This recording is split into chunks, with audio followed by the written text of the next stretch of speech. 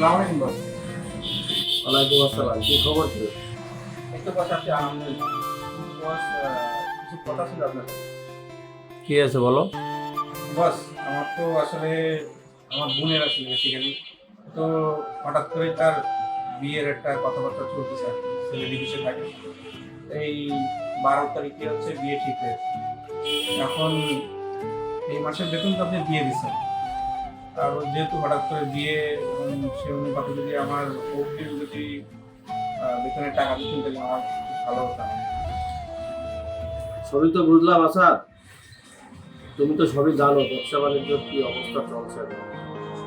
তো যাক, তোমার তো কোনো মাসে বেতন নিয়ে কোনো তো ঝামেলা করি না, দেরি করি না। এখন বর্তমান যে ব্যবসার পরিস্থিতি, আবার বোনেরও বিয়ে, তো তোমার বোন মানে তো আমারও বোন হয়।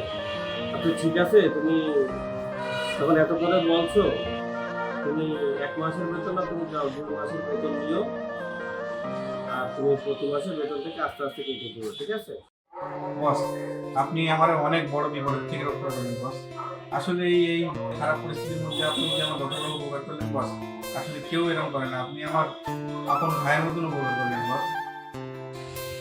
তাহলে তুমি টেনশন করে না, যাও মিস্ত্রিতে কাজ করো। ঠিক আছে বস। প্রতিটা দোকান মালিকের এমনই হওয়া উচিত যারা কিনা নিজেদের কর্মচারীর প্রতিও সদয় হন এবং তাদের বিপদে এগিয়ে আসে, যাতে করে দুজনের সম্পর্ক ও কাজকর্ম অটুট থাকে।